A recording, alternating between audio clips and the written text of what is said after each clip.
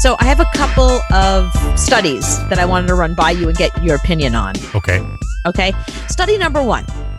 Whether you're the parent or the kid, when your adult kid moves back home, a study found that there's only a couple of things that you can do to make it work. Otherwise, it's a nightmare. Kill them? Is that one of them?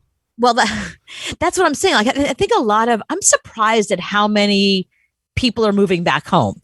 Like, how many people I know in their 20s who are moving back home, and then how many people I know in their 50s whose kids are moving back home, or older, whatever, however old they are, that their kids are moving back home. It's amazing how COVID has made that happen for people. So you got to make it work. So this study found that there's 4 things you need to do. You've got to set clear expectations from the beginning. Like, I expect you could stay here for a year, and after that, you got to find your own place. Or while you're here, you got to pay rent. Or I'm not doing your laundry. Like, get that out in the open right away. Like, I don't care what your kid's issue is. Just make sure that you're clear with each other. Okay. The kid should contribute to the household. That's the second thing. Whether it's doing the gardening or, if you have a farm, like doing stuff out in the farm, like whatever it is you need sheep. The kid to do. Yeah. Herding sheep. Yeah. Mm-hmm. The kid should contribute. Set a timeline. Like, be really clear about, you can move back home for 8 months, or for a year or whatever it is. Mm-hmm. And then finally, it's really important, if you're the kid moving back home, act like an adult, which is really hard to do. Because I got to tell you, like, even now, if I get sick and I go to my parents' house, I'm laying on the couch. I'm like, can you get me this? All of a sudden, I'm 10. Mm-hmm. Like, I can't reach the remote. And can you rub my tummy? And can you make me tea? And I'm suddenly like 10 again. So if I move back with my parents, I would regress. Like, there's no way I'd be able to act like an adult. I'm barely an adult living on my own. If I had my parents around right now doing everything for me, no way am I being an adult.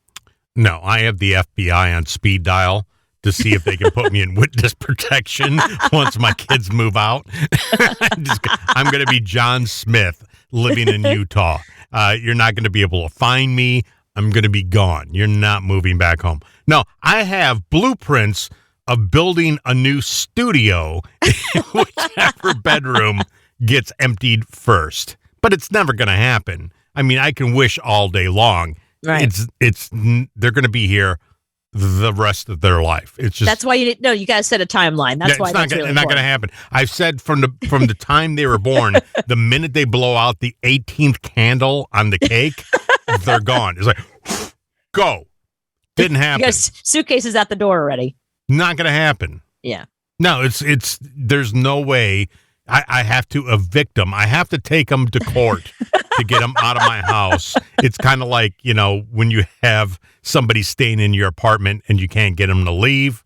Yeah. It's squatters' rules, and that's what they're claiming now. Right. They're squatters. They're not even kids anymore. They're squatters. They're like, I'm sorry, we've been here too long. You're going to have to let us stay. A new study finds that people do not want to have sex with drivers who speed or drive in any unsafe way. Okay, why?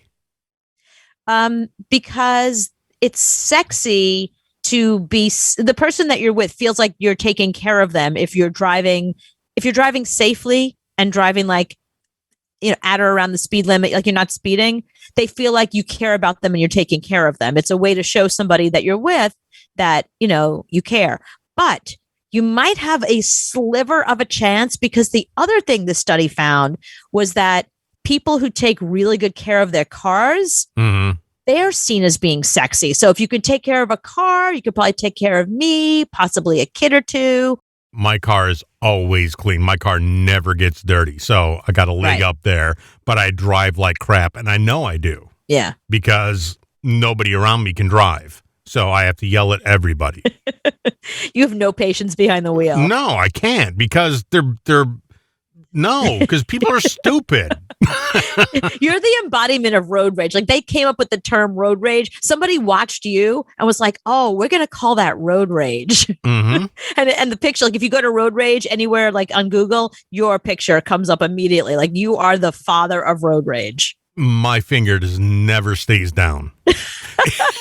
I have actually rolled both windows down in my car and held two fingers out at the same time driving down the road for both people on the right and the left.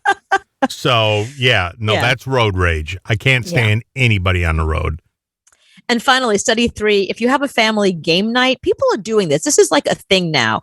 I didn't think anybody really did this, but I actually have a couple of friends I asked about this.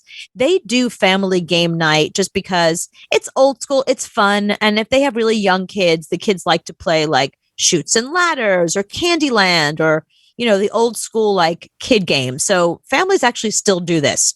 According to a new study, you're good. Have family game night, but whatever you do not play Monopoly.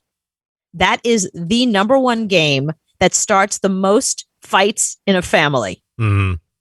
Typically, somebody quits because they're losing. That's 46% of people. 44% of people accuse somebody else in their family of cheating.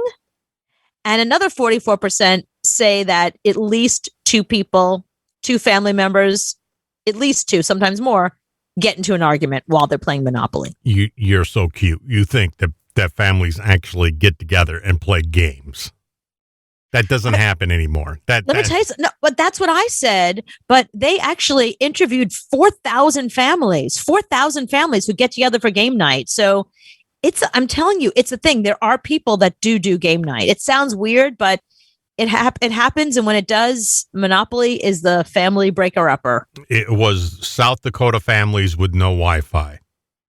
That's exactly what it was. And they went to the Amish people and said, "What game is it? Sorry, or is it Monopoly that breaks the family up?" Well, Ezekiel likes to play Monopoly.